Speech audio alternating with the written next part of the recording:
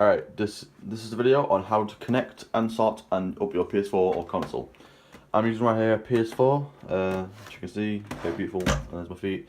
The first thing you do is you get, well, in the box will be a power adapter because you need power to PS4 of course.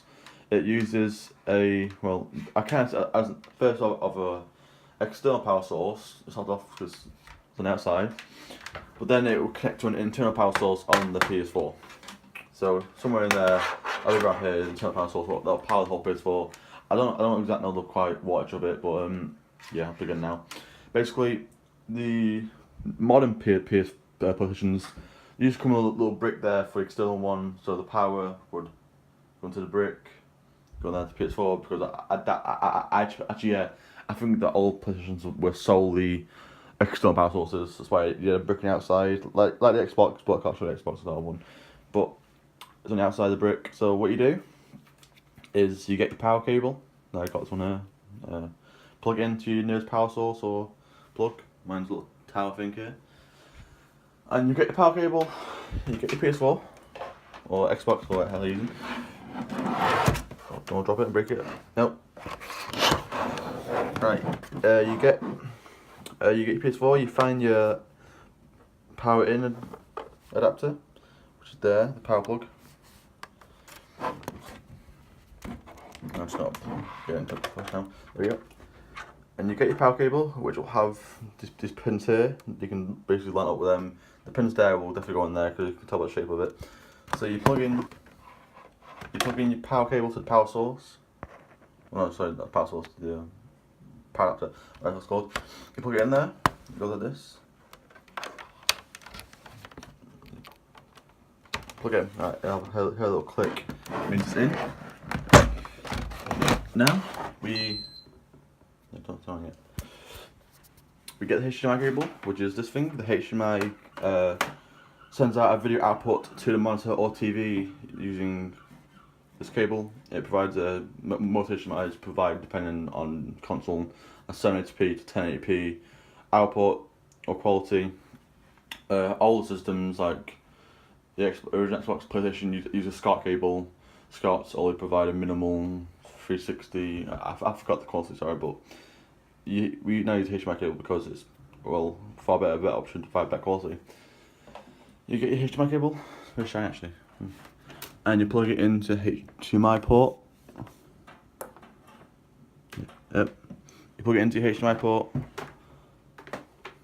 which mine is HDMI 2, and you plug it in HDMI back into HDMI input, which is here. Sorry, HDMI output, not input. So yeah, it's there, and that's how you connect all power sources and all HDMI cables and cables you need for PS4. One other thing, to start up, you just press the on button, and on the PS4 it will show as a blue light, as it showed now. The blue light means it's on, and an orange light means it's on standby. And if you get a flashing orange light, it means the system is overheated or there's a problem with the hardware with the system. Once the PS4 is online, or sorry, not online, once PS4 is turned on, you can just press source on your remote or any remote you use, press source. This will bring up an option of HDMI inputs. My PS4 says currently on HDMI 2, so I press HDMI 2. Yeah. There you go. That's what on the PS4, as you can see now, with the welcome screen, the PS4 is fully functioning and working. This is currently a PS4 update taking place. What happened here is I got a notification that an update is available, and what you see there, what happens to PS4 is you press install software, press yes next. Sorry, my phone cut out during that and I missed it, but actually the system software will update. It'll take about 10 seconds depending on the update size. This one was only 5.01, so it was a minimal update with just probably some bug fixes. Basically, what happened to PS4? The PS4 will restart. As seen here, it'll restart once. It'll come with the update screen. It will start again and come up with a PS4 logo, meaning the update is completed and your system software is up to date. Where's load up now? Now that the system software has been updated, you'll be greeted with the PS4 home screen once again, which means everything's working fine. If we just launch the home screen and launch PS4 to the desktop, or the homepage we call it PS4, and just call it, you'll see, look, installed system software, the update file. That means the system has been installed correctly and that all features are working with the current update. Thank you. This I'm showing currently is the configuration of all devices connected to PS4, like controllers, joypads, VR kits, anything, or not headset, your headset, camera, anything connected to PS4 can be done by this. Go into settings, which is just there. Go down to devices, and as you see here, you're offered a various amount of features. We only use controllers because we're a simple controller.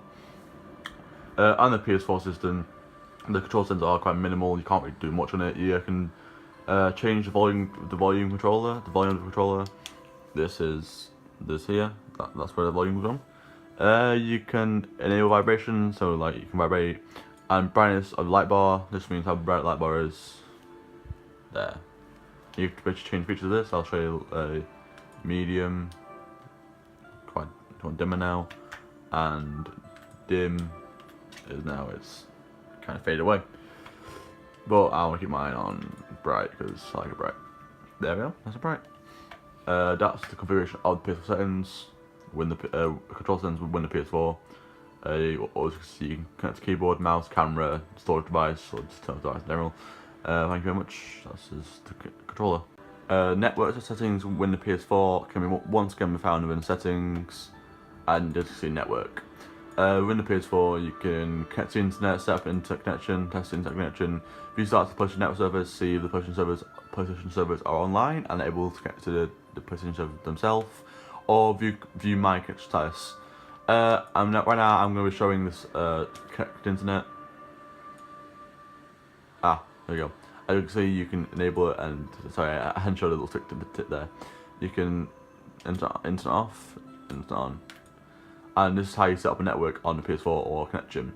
I will be using a Wi-Fi because my router, the thing the PS4 will need to connect to that provides the internet service. A LAN cable would basically be a long cable what will connect to the PS4's network slot on the system. It will be a long cable that travels down the floor to your router into the back of the router on a yellow LAN. Mine it's a yellow LAN port. That is what the LAN will connect to. But I'll be using Wi-Fi. As you know, as I said before in my blog post, the Wi-Fi basically inside the PS4 will have an antenna, so not an antenna, but some way of receiving a connection from the Wi-Fi. Maybe an antenna, maybe a network card, something that's basically something that can receive a connection. The Wi-Fi will send out a packet of signals, and the PS4 will receive the signals, and then the PS4 will run on the network. Wi-Fi is actually a disadvantage compared to LAN, as Wi-Fi packets can be lost because the traveling from the Wi-Fi router from a distance to here. So over distance, the Wi-Fi packets will be lost per distance travelled. Now I'm going to be using to connect to Wi-Fi. Easy setup. Custom setup is, well, you basically do it yourself. You input everything yourself. There's my list of current routers or connections in the area.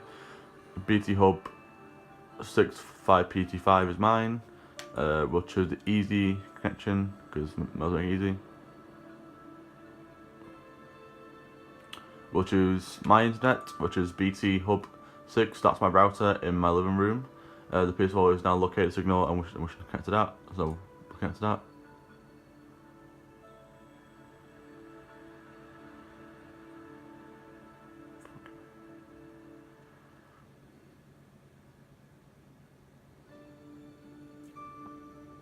And there we go.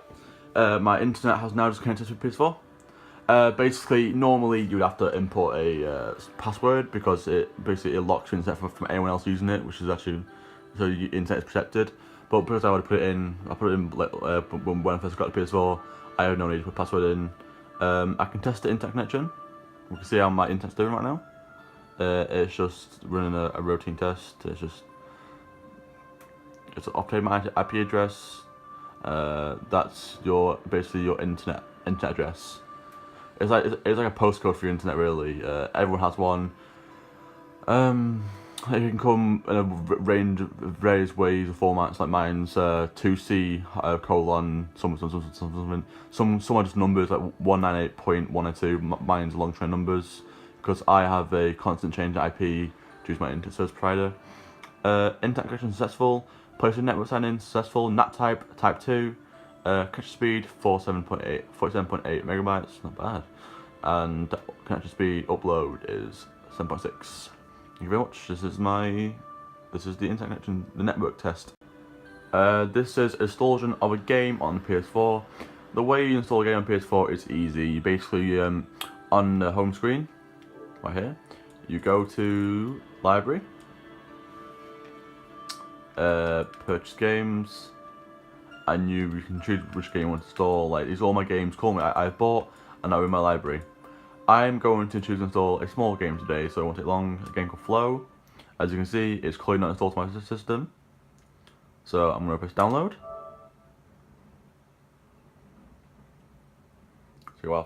There we go. After that, and now on PS4 it's added to downloads.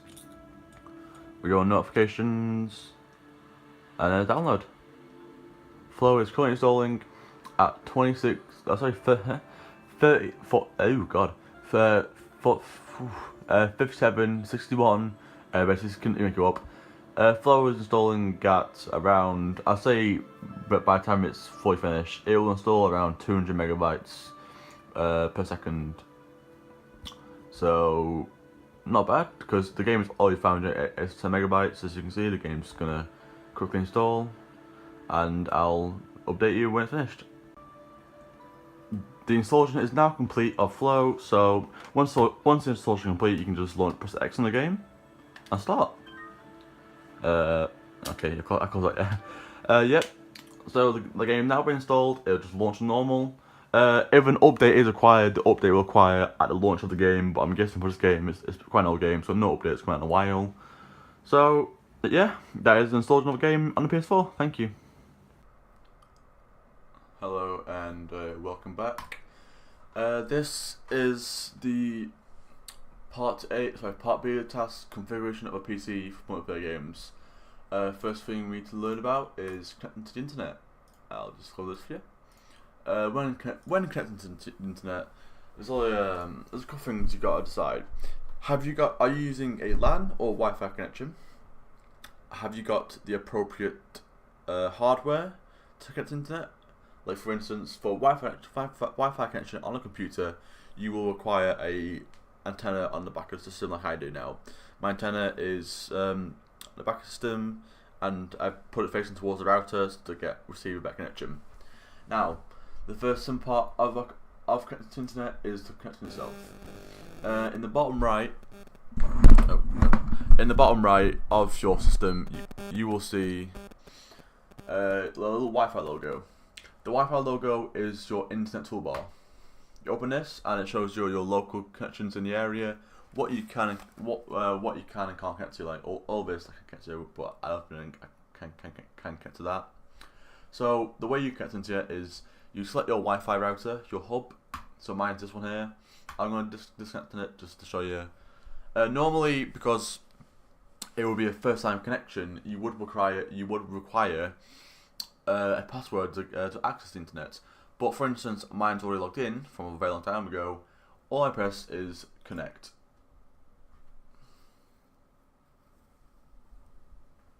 It will take a couple minutes or a couple seconds to get to internet, and there we go. You are now fully connected to your internet and ready for online gaming. Just test this. I can go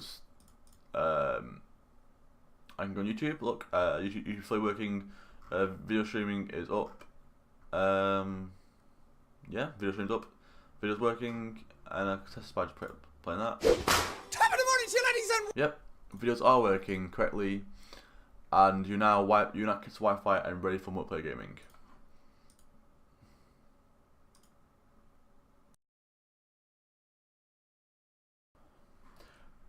configuration of the PC and the network can be done in a various amount of ways. Please excuse the desktop, it's horrible.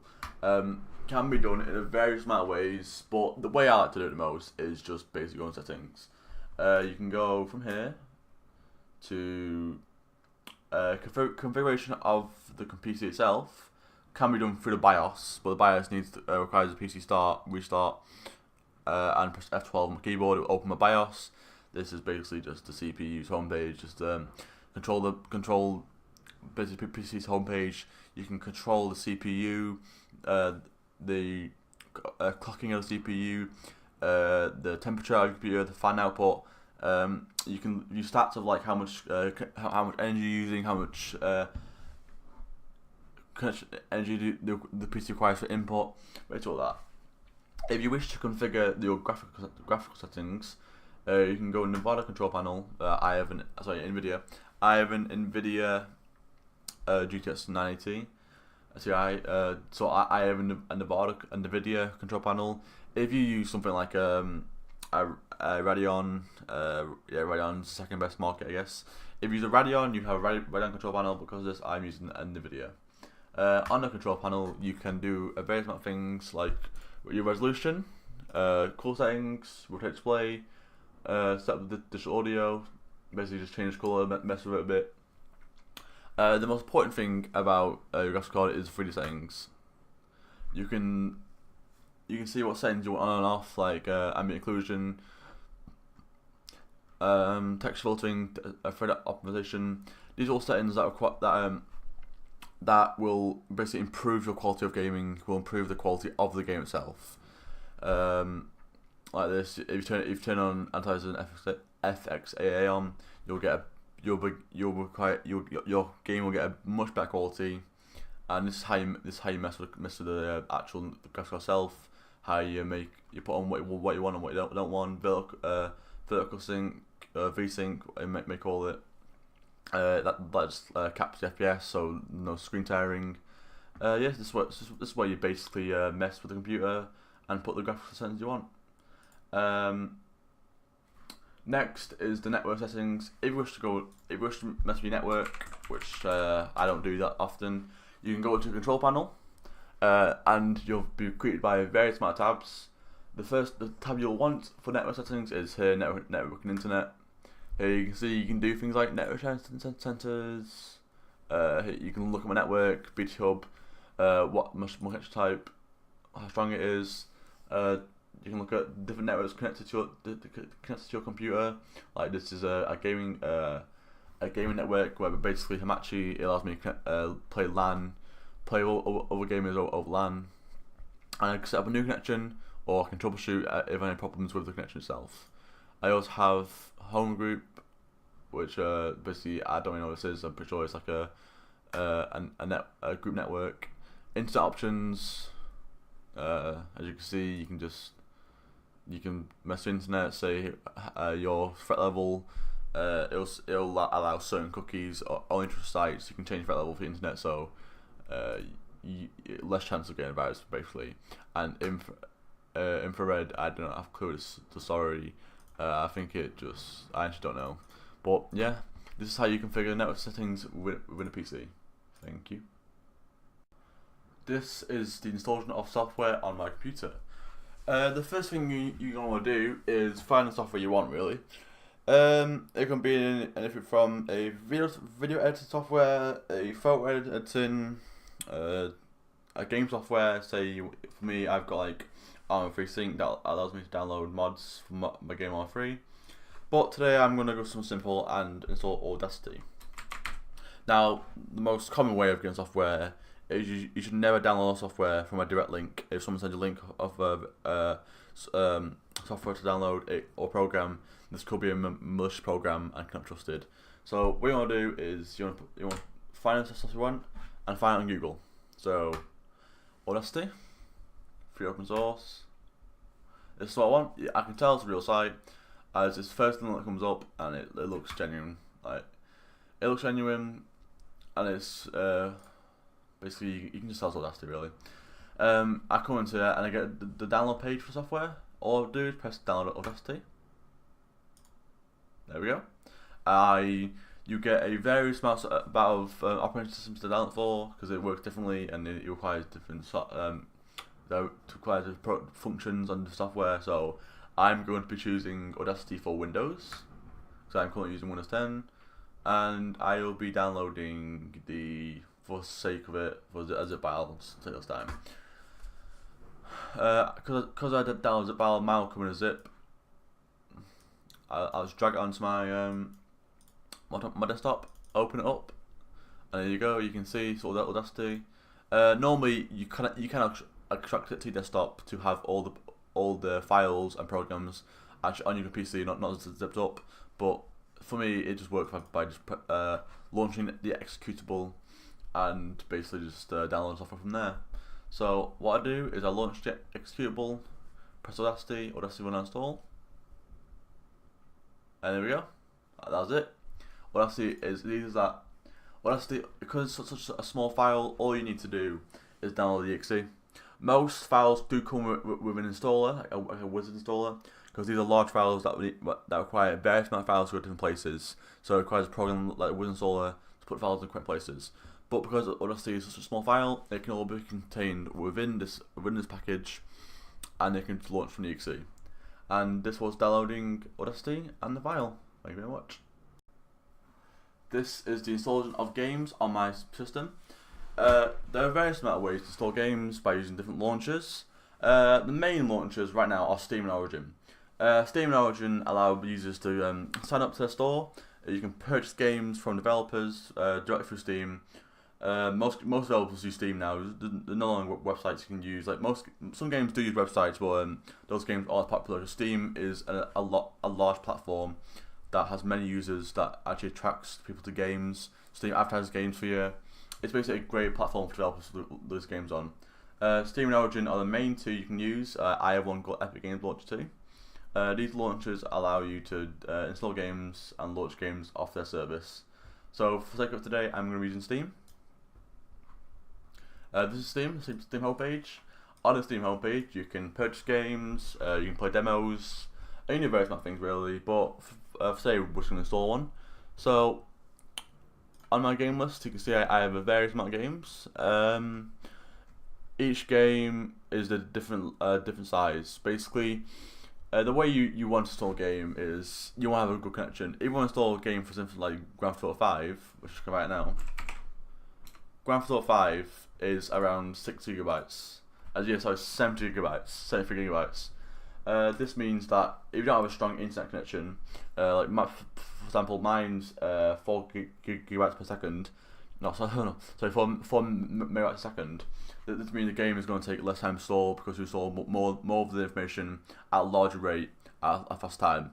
But say if you have like 100 kilobytes per second, you have a smaller installation rate, a longer installation time, which means it's not worth it. It will take around a day or so with terrible internet connection. The way you can improve your internet connection is rather bring your hub closer to your system and make sure your antenna is positioned properly, or using a LAN cable, because some do prefer LAN cable as the packets are more direct route to the computer and none are really lost if you travel like doing Wi-Fi. But for the sake, I'm just going to show you how to install a game on Steam. I'm going to find a small game right now. This game will take a couple seconds to install because I'm not really looking to install a brand new GTA 5. So as you can see, I have various amount of games. Let's just see. We can try.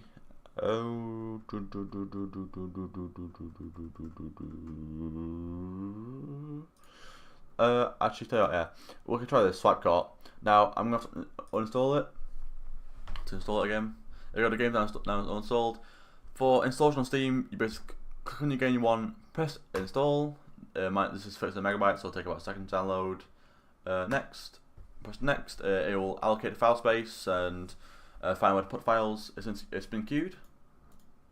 This means that I have various amount of downloads currently waiting to be installed, and it's been queued in these downloads. And when it's a turn, it will be installed, but only when all downloads in the queue are finished first.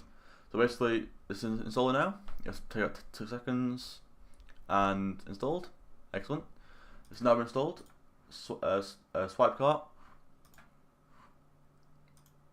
Here it is. Swipe cart's been installed, and it's all working properly. And I can now show the launch of the game as the game is now installed. Thank you. Welcome back. This is now the launch of the game and configuration of the game actually working and configuration of settings. To launch a game on Steam, you just press play. Simple enough. Play game. The game will begin to load.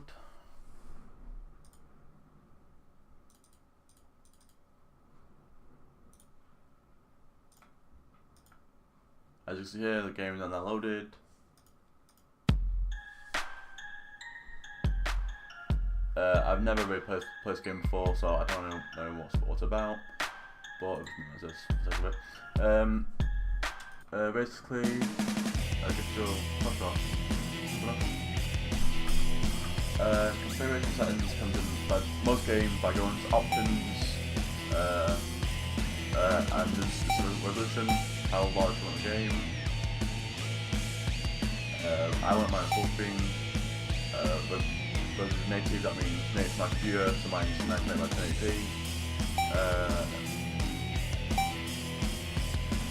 Yeah, basically that's all really. On this game you can only really change the resolution, and this is a game in action.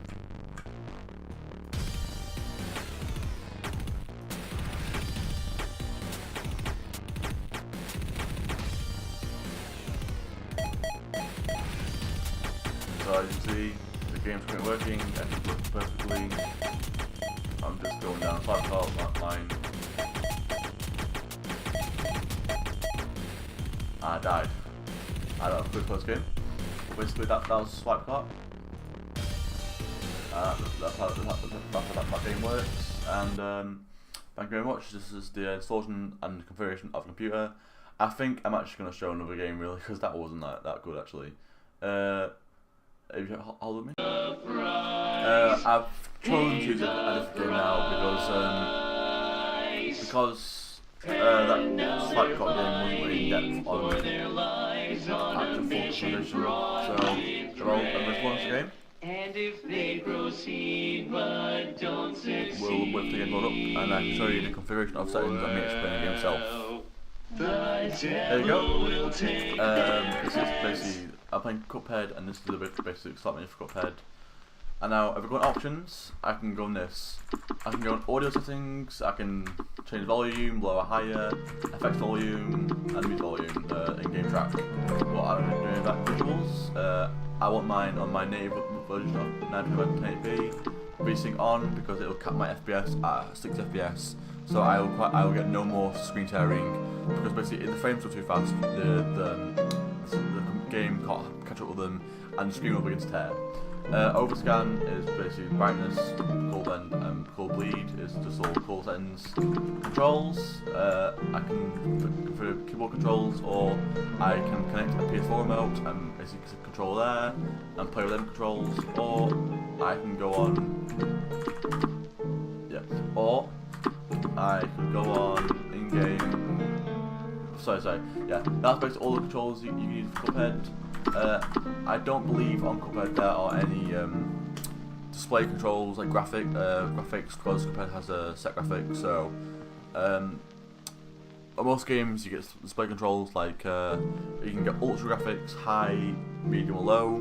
These are graphics you can configure if you can turn up tree effects or grass effects, or make a game look as beautiful as you want, or if that's kind of high-end PCs, or if you've got kind of like a low-end PC, make a game look quite minimal and quite boring, but it's just running really. On quite low-end PCs, you will need to sacrifice quality for gameplay. Anyway, press start. I can go on my save, and this is me in-game playing the game now, showing that the game is fully functioning and working on my system. We're waiting to load.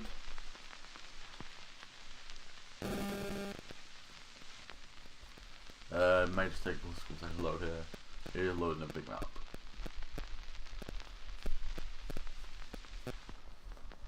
There we go. Here's the game itself, all working as you can see, like interacting, the permissions, talk to these guys, there you go, compare them, like that, we'll talk to this coaster, yeah, I can do anything I want.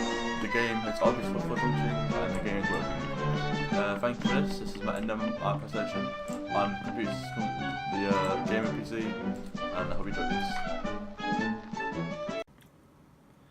This is the installation of an app on an iPhone and what you need to do to install the app. To install the app, all you need to do is go on the App Store. I've already got an app set today, and you press download. Simple as that. That's how you install an app on an iPhone. The app will download. It'll show the download bar here. So my app's currently downloading. I'll get back to you when the app's downloaded, but that's it. That's the first part of downloading an iPhone. You just go in the App Store, choose the app you want, and as simple as that's the App Store. Alright, now the app has been installed, you can see here. I press Temple Run. It'll load the game. Just gotta wait for it to load a bit. There we go. The game will load up. And now we can go on to. What's this? Oh yeah, it's Game Center. Game Center is just a little multiplayer thing you can use with your phone. Just don't want to use that. Cancel. Yeah. Alright, go on options. Here's, you can turn music down, tutorial, friend markers, and that's it. So you want music up, down, sound, press down, that's it. That's settings. There's the gameplay. You can see. There we go, that was the gameplay. Thank you very much, and now it's time for them.